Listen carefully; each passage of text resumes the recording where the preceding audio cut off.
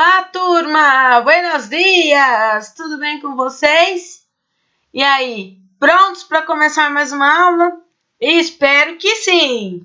Peguem a apostila, abram na página 80, que hoje nós vamos iniciar com conexões. Muito simples essa parte aí da apostila e muito interessante ao mesmo tempo. Aqui, seguindo a sequência do raciocínio de tecnologia, aspectos relacionados à escrita, em relação também ao uso das redes sociais e automaticamente as tecnologias, nós vamos conhecer palavras ou expressões escritas em mensajes instantâneos em espanhol. Então, seriam as famosas abreviações, né? Que nós costumamos fazer, principalmente no WhatsApp, nas redes sociais, quando nós estamos aí transmitindo uma mensagem. Na primeira coluna, vocês têm o termo de acordo com a norma culta. Então, termos que nós utilizamos, interjeições, pronomes interrogativos, como quando, que, saudações, né? Que tal, que haces, depois também despedidas, né? Beso, hasta luego, cumpleaños, que seria feliz aniversário, e todos os outros que vocês estão vendo aqui na tela, certo? Na segunda coluna, vocês têm a abreviação em espanhol. Se vocês estivessem escrevendo uma mensagem em espanhol, como seria a abreviação de beso, de beijos, né? BS. Por exemplo, colégio, celie, né? Que a gente fala. Celular seria igual, né? É o nosso. Agora, discoteca, já olha, totalmente diferente, né? Nós costumamos dizer balada. Aqui na última coluna, vocês têm a escrita, né, da abreviação, da grafia, da ortografia, que nós utilizaríamos se quiséssemos expressar esses termos em espanhol. Aqui são sugestões. Por que sugestões? Porque, na prática, né, nós acabamos usando, cada um usa uma forma, né? A maioria usa quando assim, por exemplo, porque assim, né? Que mais? O que assim é meio difícil, né?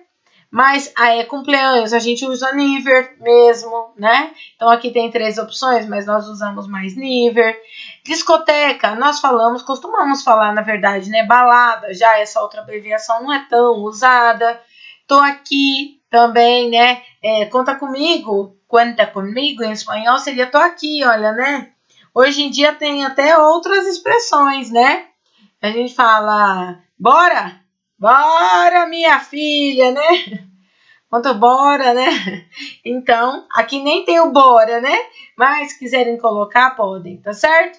Então, é isso que está falando, essa parte aí da apostila de vocês. Depois, aqui nessa outra parte, apenas vai introduzir o da página 81, que seria o quê? Escrita, vamos dizer assim, o significado dessas imagens que vocês amam e usam o dia todo, né? Que em espanhol nós vamos dizer emoticonos ou emojis, né? É assim que se diz, emojis ou emoticonos, certo? Pouca diferença, né? E aí nós vamos relacionar aqui, então vamos fazer direto, tá bom? Apesar, né, dessas imagens não estarem assim muito bem feitas, tão nítidas como são, né? Dá pra gente perceber aí o que significaria, né? Igual aqui tem uma gotinha de lágrima no meu livro, quase não nota, né? Mas tem.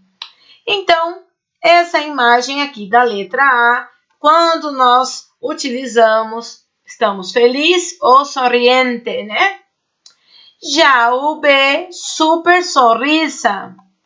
C, sério. O D, triste. O E, muy triste. O F, besos. O G, enfadado. O H, guiño. O I, deslumbrado. J, burlón. K, comemorando, né? Ai, caiu aqui meu microfone. comemorando. L, enamorado. E M, assustado. Então, aqui são as imagens que nós costumamos usar aí no nosso dia a dia, tá? O certo não é traduzir, mesmo porque nós já sabemos a tradução, né? O importante é que vocês relacionarem a expressão com as palavrinhas mesmo, tá bom? Na sequência, vocês têm um texto aí e depois vai vir uma interpretação bem simples.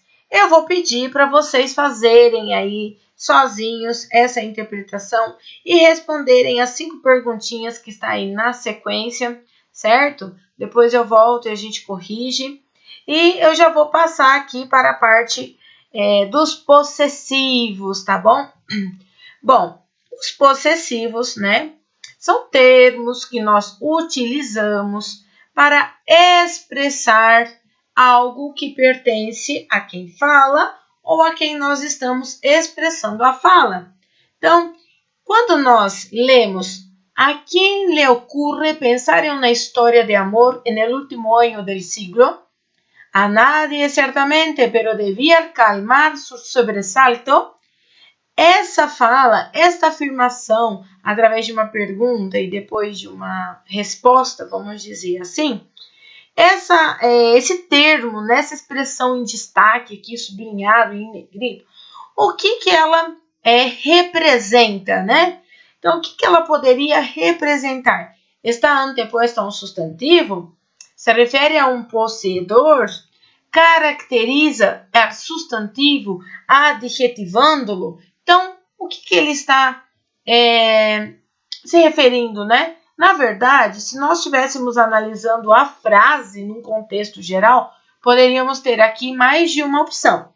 Mas, como estamos analisando apenas o termo em destaque, então se refere a um possuidor, tá? Então, aqui seria essa segunda opção.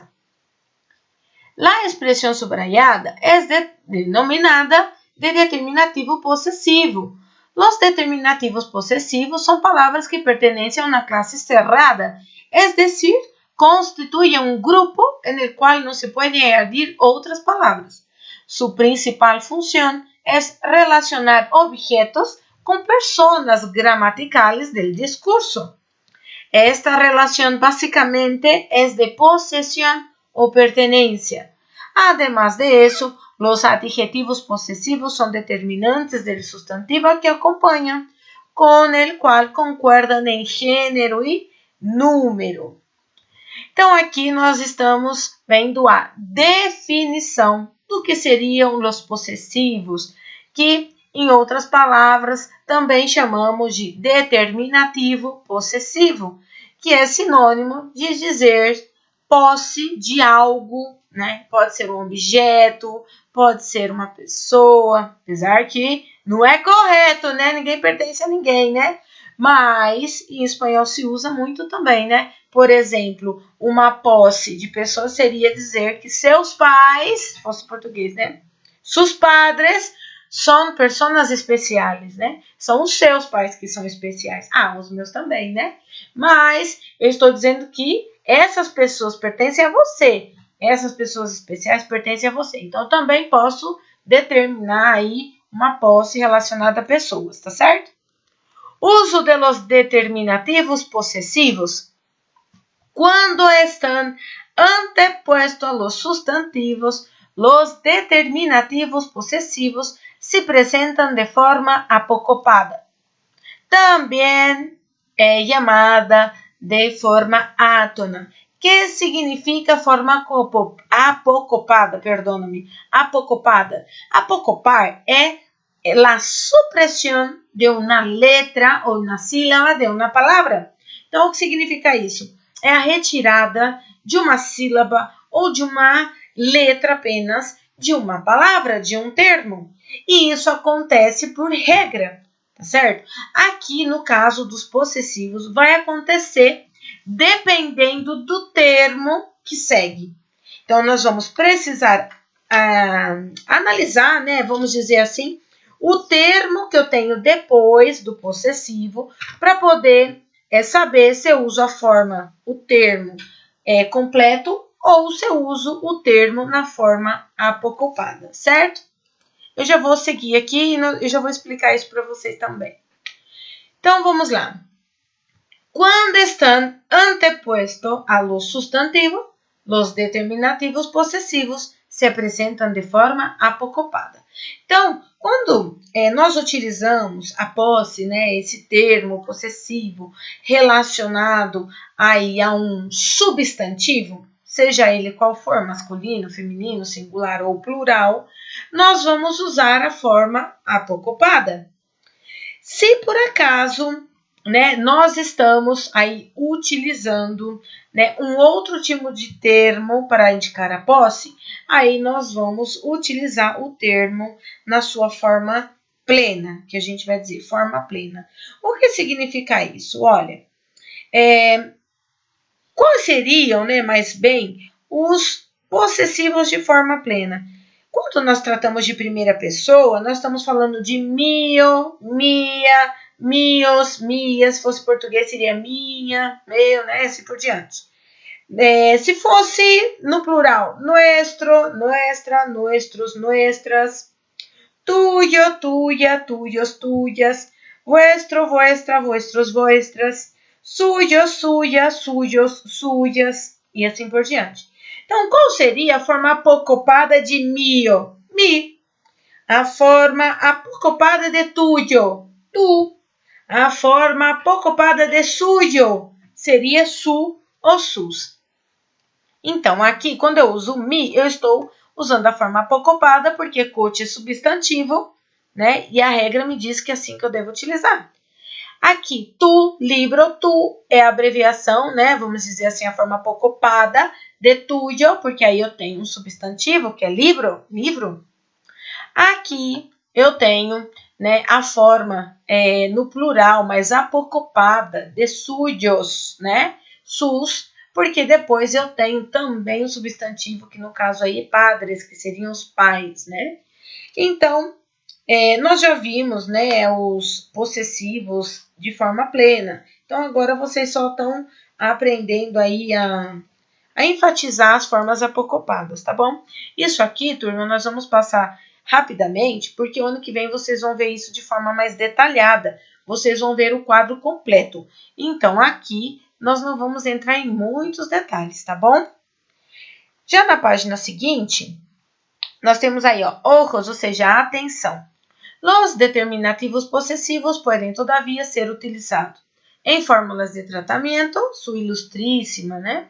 Para construir um matiz afetivo, eu sou feliz, com a nuestra casa e tu amor, para expressar-se estilisticamente, esta é minha casa, minha habitação, este é meu mundo, e também uma outra informação aí, né?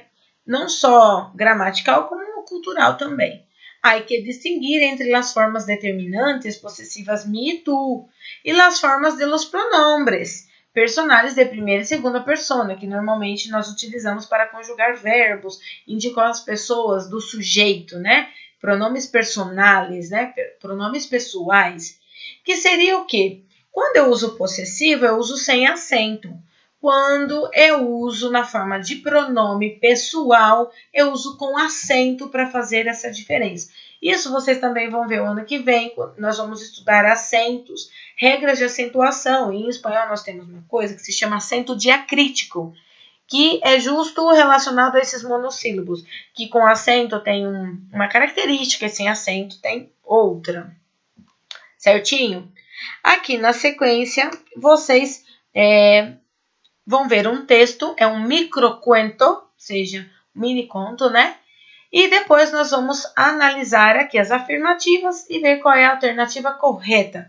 Façam, por gentileza, também sozinhos. Eu estou passando as partes aí de interpretação para vocês fazerem sozinhos, para vocês terem a oportunidade de ampliar o vocabulário, de estudarem os textos. Porque se eu fizer todos, como eu estava fazendo até então, vocês não têm oportunidade de pensar. Então, sai respondendo automático. Isso não é legal, tá? Às vezes, quando repete muitos textos com os mesmos assuntos, eu até passo direto, né? Mas, nesse caso, é uma sequência, é um assunto interessante. Então, tentem fazer assim como a página 85 e 86, tá bom? E aí, na próxima aula, a gente inicia com a correção e já direciona as atividades do caderno de atividades, tá bom? Um super beijo, fiquem com Deus e até a semana que vem. Hasta luego!